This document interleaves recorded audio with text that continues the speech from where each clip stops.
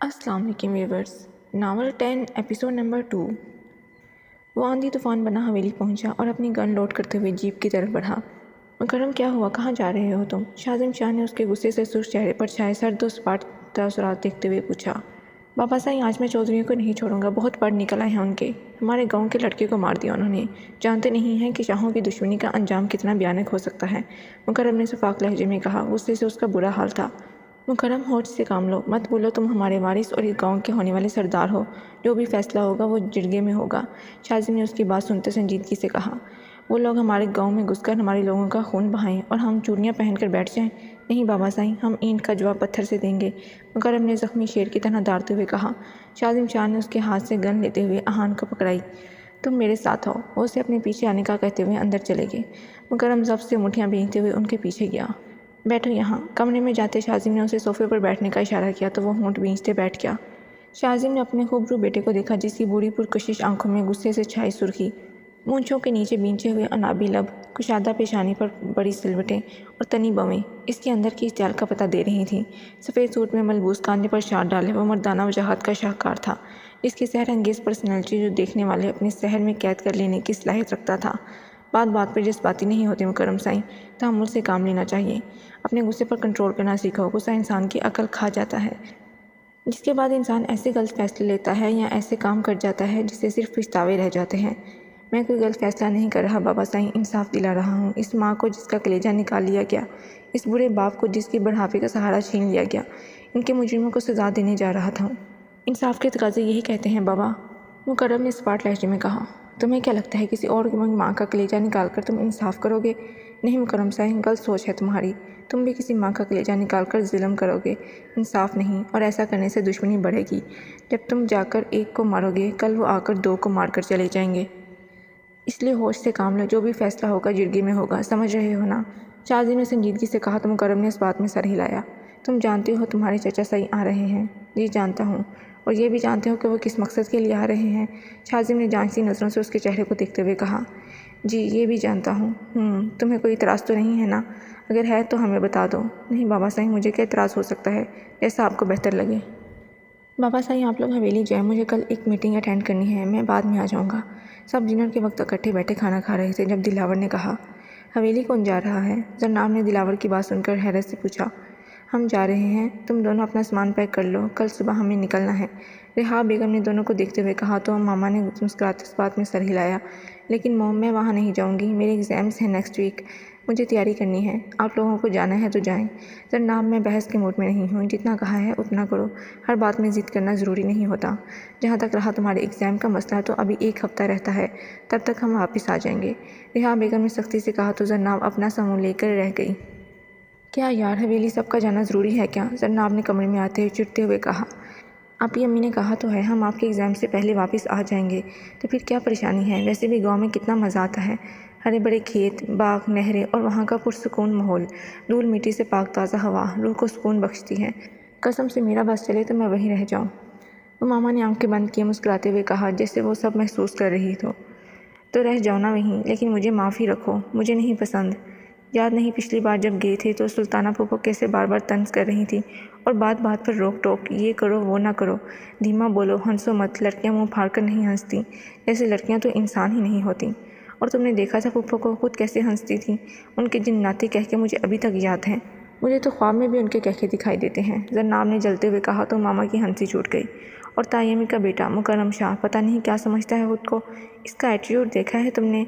माना है कि बहुत हैंडसम है, पर्सनैलिटी अच्छी है, लेकिन इसका मतलब ये तो नहीं कि सामने वाले कोई इज्जत ही नहीं है। अजीब लोग, मेरा तो दम घुटने लगता है वहाँ। जन्नाब ने सोचते हुए जुर्जरी ली तो मामा हंसती। आप ही को कितनी आदत है, वो किसी को नहीं छोड़ती। तायमी कितनी स्वीट हैं। और जहाँ तक बात मुकर्रम भाई की, तो उनकी नेचर ही ऐसी है। कुछ दिन के लिए तो जा रहे हैं, हमने कौन सा सारी ज़िंदगी वहीं रहना है। मामा ने कबर्ड से स्लीपिंग सूट निकालते हुए कहा और वॉशरूम की तरफ चली गई, जबकि जन्नाब मोबाइल उठाए मैसेज टाइप करने लगी। वट मतलब अब तुम पूरे वीक के लिए तुम्हें देख नहीं सकता, बात नहीं कर सकता? कोई ज़रूरत नहीं है जाने की। ज़रार जन्नाब के हवेली जाने का सुनकर गुस्सा हुआ। ज़रार जाना तो पड़ेगा, मोम डांटेंगी। तुम मना कर दो ना, कोई बहाना बना लो। नहीं कर सकती, मोम ने सख्ती से कहा है, वो कोई बहाना नहीं सुनेंगी। चलें, एक हफ्ते की बात है, मैं कौन सा सारी ज़िंदगी वहाँ रहूँगी। जरनाब ने कहा तो ज़रार ने फ़ोन को घूरा जैसे फ़ोन की जगह जरनाब हो। تمہارے لیے یہ 7 دن کچھ بھی نہیں ہے، میرے لیے یہ 7 دن عذاب سے کم نہیں۔ ظالم لڑکی، زرا نے بیچارگی سے کہا تو زرناب اس کی دیوانگی پر ہنس دی۔ اتنی محبت کرتے ہو مجھ سے؟ محبت نہیں، عشق کرتا ہوں تم سے، تم اندازہ نہیں لگا سکتی میری دیوانگی کا، زرا نے باری لہجے میں کہا۔ اوکے، اب میں جا رہی ہوں، نیچے سب میرا انتظار کر رہے ہیں۔ زرناب نے اس کی باتیں سن کر درکتے دل سے کہا، ٹھیک ہے، اپنا بہت سارا خیال رکھنا میرے لیے، اور پہنچ کر مجھے اطلاع دے دینا، زرا نے محبت سے کہا۔ اوکے، ٹیک کیئر، اللہ حافظ، زرناب نے کہتے ہوئے کال کاٹی اور تبھی اس کی میسیج ٹیون بجی۔ I miss you so much. Message پڑھتے ہی زرناب کے لبوں پر شرم کی مسکراہٹ آئی۔ تمہارا واقعی کوئی نہیں ہو سکتا، پاگل، زرناب نے میسیج ٹائپ کرتے سینڈ کیا اور مسکراتے باہر نکل گئی جہاں سب اس کا انتظار کر رہے تھے۔ بازگا بیٹا، یہ ٹرے پکڑو، جاؤ اپنی چاچی کو ناشتہ کروا کر دوائی دے دو پلیز، میں تمہارے بابا کو دیکھوں جا کر، انہیں آفس سے دیر ہو رہی ہے۔ بازگا کچن میں آئی تو رمیسا بیگم نے ناشتے کی ٹرے اس کے ہاتھ میں دیتے ہوئے کہا، جی امی، میں کروا دیتی ہوں، آپ جائیں، بازگا نے مسکراتے ہوئے کہا اور ٹرے اٹھائے زینت بیگم کے کمرے کی طرف بڑھ گئی۔ السلام علیکم چاچی جان۔ ارے بازگا، وعلیکم السلام بیٹا، آج سورج کہاں سے نکلا ہے؟ اسے اپنے کمرے میں دیکھ کر زینت بیگم کو خوشگوار حیرت ہوئی۔ اب ایسی بھی کوئی بات نہیں ہے چچی جان، بس آج یہ سورج آپ کو اس لیے نظر آ رہا ہے کیونکہ آج میں نے کالج سے چھٹی مار لی ہے، بازگا نے ہنستے ہوئے کہا۔ کیوں، خیریت تو ہے نا؟ بس چچی جان، آج میری جگر کالج نہیں گئی تو میرا بھی دل نہیں کیا، بازگا نے کندھے اٹھاتے ہوئے کہا۔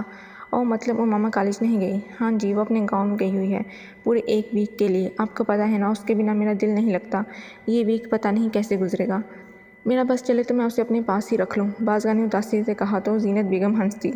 تو بیٹا اب بھی آپ اسے اپنے پاس رکھ سکتی ہو۔ ہیں سچ میں؟ مگر کیسے؟ بازگا نے زینت بیگم کو دیکھتے ہوئے اشتیاق سے پوچھا۔ سمپل، اپنی بابی بنا کر، زینت بیگم نے کہا تو بازگا کا منہ کھلا۔ ہاں سیریسلی یہ ہو سکتا ہے ماما میری بابی؟ یہ آئیڈیا مجھے پہلے کیوں نہیں آیا؟ ماما کو اپنے گھر کا فرد اور اپنی بابی کے روپ میں سوچ کر ہی بازگا کی خوشی کا ٹھکانہ نہیں تھا۔ کیونکہ تم عقل مند نہیں ہو، پاگل، زینت بیگم نے اس کے سر پر چپت لگاتے ہوئے کہا۔ بازگا ہنستے ہوئے ان کے گلے لگ گئی۔ تھینک یو سو مچ چاچی جان، آپ نے تو میرا مسئلہ ہی حل کر دیا، بس اب امی کے کانوں تک یہ بات پہنچانی ہوگی، بھائی کو وہ خود سنبھال لیں گی، بازگا نے چہکتے ہوئے کہا تو زینت بیگم اداسی سے مسکرا دی۔ وہ ماما انہیں بھی بہت پسند تھی، ایک عجیب سی انسیت محسوس ہوتی تھی اس سے۔ زینت بیگم جب بھی اسے دیکھتی تھی ان کے دل میں عجیب سے احساسات پیدا ہوتے تھے جنہیں وہ سمجھ نہیں پاتی تھی۔ وہ لوگ حویلی پہنچ چکے تھے، سب نے خوش و خروش انداز میں ان کا استقبال کیا۔ مبشرہ بیگم زرناب کو دیکھ کر باری صدقے جا رہی تھیں، جاتی بھی کیوں نہ، آخر کون کی ہونے والی بہو تھی وہ، جبکہ سلطانہ بیگم کا انداز نارمل تھا۔